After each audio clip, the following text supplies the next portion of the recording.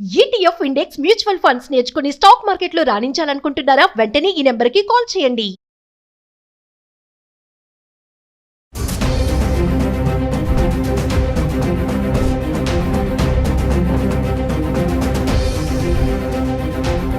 నమస్తే, welcome back to Suman TV. Present మనతో పాటు ఉన్నారు consumers affairs committee chairman Mandari Krishnareddy గారు. నమస్తే సార్. నమస్తే మేడం. సార్, బంగారం ధరలు చూస్తే మరి 1,10,000 దాటేసింది. మరి ముందేమో దివాళీ ఉంది, దసరా వస్తుంది. మరి చాలా మంది ఏమంటున్నారంటే అప్పటికల్లా ఏమైనా తగ్గే ఛాన్సెస్ ఉంటాయని చెప్తున్నారు. చూస్తే అసలు ఆల్ టైమ్ హై రికార్డ్ అనమాట. గతంలో కూడా ఎప్పుడు ఇంతలా పెరగలేదంట ఒకేసారి. మరి పండగ సీజన్కి ఏమైనా తగ్గే ఛాన్సెస్ ఉన్నాయా అంటే ఏం చెప్తారు సార్? భారతదేశంలో గోల్డ్ ధర ఇవాళ ఇంత ముందు ఎప్పుడు కూడా 1,10,000కు రీచ్ కాలేదు. మొదటిసారి రీచ్ అయింది. 1,10,000 పర్ తులం. ఒక తులానికి 10 grams కి 1,10,000 అనేది ఇట్ ఈస్ రికార్డెడ్. ఇంతకన్నా ఇంత ఎప్పుడు రాలేదు. ఇదే ఫస్ట్ టైం వచ్చింది. అందుకే దీన్ని మనం ఆల్ టైమ్ రికార్డ్ అని మనం అంటున్నాం. ఇది రీచ్ అవ్వడం అనేది మంచిగా చెడ్డగా అంటే డెఫినెట్గా ఇది మంచిది కాదని మనం చెప్పాల్సిన పరిస్థితి ఏర్పడుతుంది. కారణం ఏంటంటే భారతదేశంలో ఎక్కువగా బంగారాన్ని వాడతారు. మధ్యతరగతి వాళ్ళు కూడా పెళ్లిలో కనీసం తాలిబొట్టు మిగతా ఏదైనా ముఖ్యమైన విషయాలకు కంపల్సరీగా తాలి తీసుకోవడం అంటే బంగారం తీసుకోవడం ఒక అలవాటుగా అనవాయితీగా ఉంది, సాంప్రదాయంగా ఉంది. పెద్దవాళ్ళు కూడా సహజంగా ఎక్కువ వాడుతుంటారు. కొంతమంది ఎక్కువగా ఆభరణాలు ప్రదర్శించడానికి వాడుకునే వాళ్ళు ఉంటారు. ఇది సాధారణంగా జరుగుతున్న విషయం. ఇప్పుడు వీళ్ళందరూ ఎక్కువ రేటు పెట్టి కొనుక్కోవాల్సిందే, ఒక మార్గం లేదు. కొన్ని గవర్నమెంట్ కన్నా ట్యాక్సెస్ ఏమైనా బాగా వస్తాయంటే అంత గొప్పగా వచ్చేది ఏమీ లేదు దీని మీద, అంతకన్నా ఎక్కువ ఏం రావు. ఇది ప్రపంచ మార్కెట్ మీద ఆధారపడేది కాబట్టి దీని హెచ్చుతగ్గులని మన చేతుల్లో లేవు. 2-3 రకాల కథనాలు చెప్తున్నారు ఎందుకు ఇది పెరిగింది అనడానికి. ఒకటి మామూలుగానే డాలర్ విలువ మీద ఆధారపడి, ప్రపంచ యుద్ధాల మీద ఆధారపడి, స్టాక్ మార్కెట్ల మీద ఆధారపడి ఇది మామూలుగా ఉండేటువంటి విషయం అయితే, ఇంకొక విషయాన్ని ఏం చెప్తున్నారంటే ట్రంప్ తీసుకున్న నిర్ణయాల వల్ల చాలా మార్కెట్లలో సంక్షోభం ఏర్పడింది.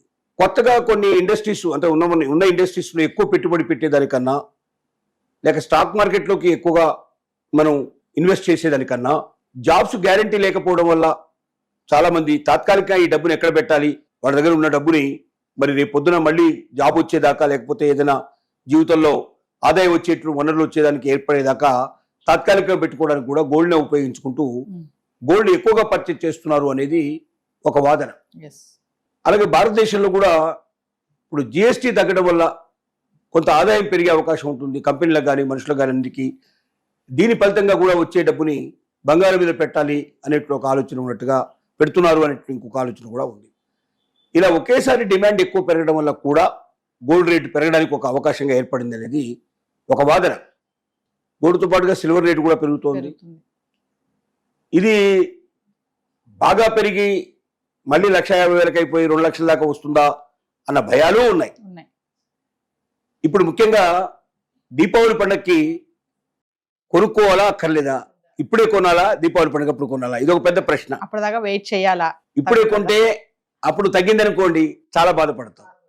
ఇప్పుడు కొనకపోతే అప్పుడు బాగా పెరిగిందనుకోండి బాధపడతాం. ఇది సందిగ్ధ అవస్థలో ఉన్నారు. వాస్తవంగా దీనికి ఆన్సర్ చెప్పడం కూడా చాలా కష్టం. దీపావళికి బాగా పెరుగుతుందని చెప్తే తీరా కొన్న తర్వాత అది పెరగకపోతే బాధపడతారు.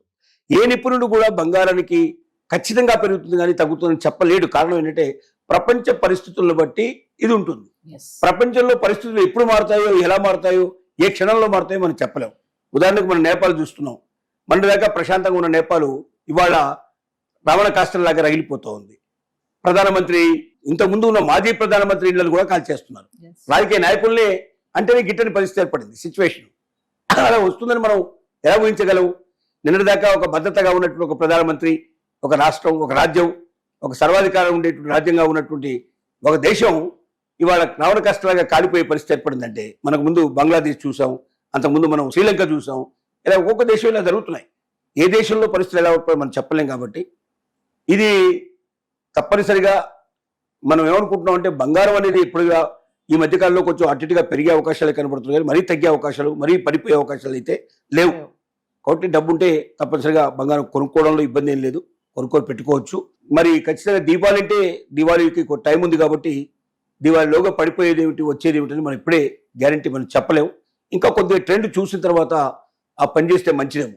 ఒక వారం 15 రోజులు మనం గమనించిన తర్వాత అప్పుడు పరిస్థితిని బట్టి కొనాలా అక్కర్లేదని నిర్ణయించుకుంటే మంచిది. కానీ ఇది చాలా అర్లీ టైం. ఇప్పుడే నిర్ణయించుకొని దివాళీకో ఇప్పుడే కొనుక్కోవడం అనేది కరెక్ట్ కాదేమో అని మన ఇన్ఫర్మేషన్ మనం ఇవ్వగలిగేటువంటి అంటే ఇప్పుడున్న పరిస్థితులను బట్టి చెప్పగలిగే విషయం మనం. అంటే ఈ పెరుగుదల చూస్తుంటే సార్ ఒకవేళ తగ్గినా కూడా 1,00,000 కిందకి వెళ్ళేటట్టు అయితే కనిపించట్లేదు, 1,00,000లో ఆగుతుందేమో.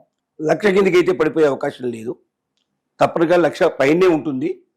1,00,000 నుంచి 1,10,000 మధ్యలో తిరుగుతుంది. దాదాపు ఒక మళ్ళీ 15 రోజులు నెల రోజులు తిరిగే అవకాశాలు ఉన్నాయి. కొంచెం పెరగడం కొంచెం తగ్గడం సామాన్యం జరుగుతుంది. 1,00,000 కిందకి దిగదు, 1,30,000 పైకి అయితే పోదు. ఈ రెండింటి మధ్యలో ఉండే అవకాశాలే మాక్సిమం మనకు కనబడుతున్నాయి. ఇది ఒక మాసం నుంచి కనీసం 2-3 మాసాల వరకు టైం తీసుకుంటుంది ఈ తగ్గడం పెరగడం అనేది.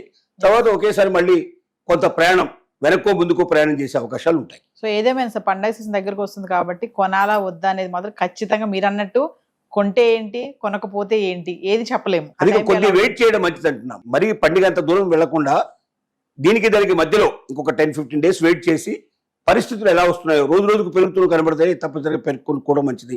తగ్గుతున్నట్టు కనిపిస్తే కొంచెం వెయిట్ చేస్తే మంచిది అనేది మనం ఇచ్చేటువంటి సలహా. సో గతంలో ఎప్పుడు ఇలా పెరగలేదు కదా సార్ బంగారం, మరి ఇంత ఆల్రెడీ ఢిల్లీలో 1,12,000 నడుస్తుందంట ఆల్రెడీ. అంటే మీరు గతంలో అంటే నేను ఏం చెప్తున్నా, ఎప్పుడో 10,000 20,000 ఉండేట్టు తులానికి ఉండేటువంటి రేటు నుంచి 110 దాకా వచ్చింది కదా. అంటే ఈ మధ్యకాలంలో పెరుగుతూ వచ్చిందే కదా. 110 కదా, అంటే 110 అంతా ఇప్పుడు లేదు. 110 అనేది 1,10,000 అనేది ఇది హైయెస్ట్ గరిష్ట రికార్డ్ అన్నట్టు ఇది. అంటే ఈ రికార్డుకు ఇంతకు మించి ఇంతవరకు ఎప్పుడు లేదు రేటు. ఇదే ఫస్ట్ టైం 1,10,000 వచ్చింది. కాబట్టి గతంలో ఉండే అవకాశం ఎట్లాగూ లేదు. కానీ గతంలో ఈ 5,000, 7,000 రూపాయల డిఫరెన్స్ ఎప్పుడో చాలా సార్లు వచ్చింది. అట్లా 10,000 కూడా డిఫరెన్స్ వచ్చే టైం ఉంది. 10,000 ఒకేసారి పెరిగిన పరిస్థితి కూడా ఉంది. కాబట్టి పెరగడం అనేది సాధ్యమే, కానీ 1,10,000 రీచ్ అవ్వడం అనేది అందరినీ ఆశ్చర్యపరుస్తున్న విషయం. ఇది బహుశా ఆల్ టైం రికార్డుగా ఉంది. కాబట్టి భవిష్యత్తులో ఇంతకన్నా పెరుగుతుందా ఇంతకన్నా తగ్గుతుందా అనేది ప్రపంచ పరిస్థితులను బట్టే ఉంటుంది. వెయిట్ అండ్ సీ అని మాత్రమే మనం చెప్పగలుగుతాం. Thank you.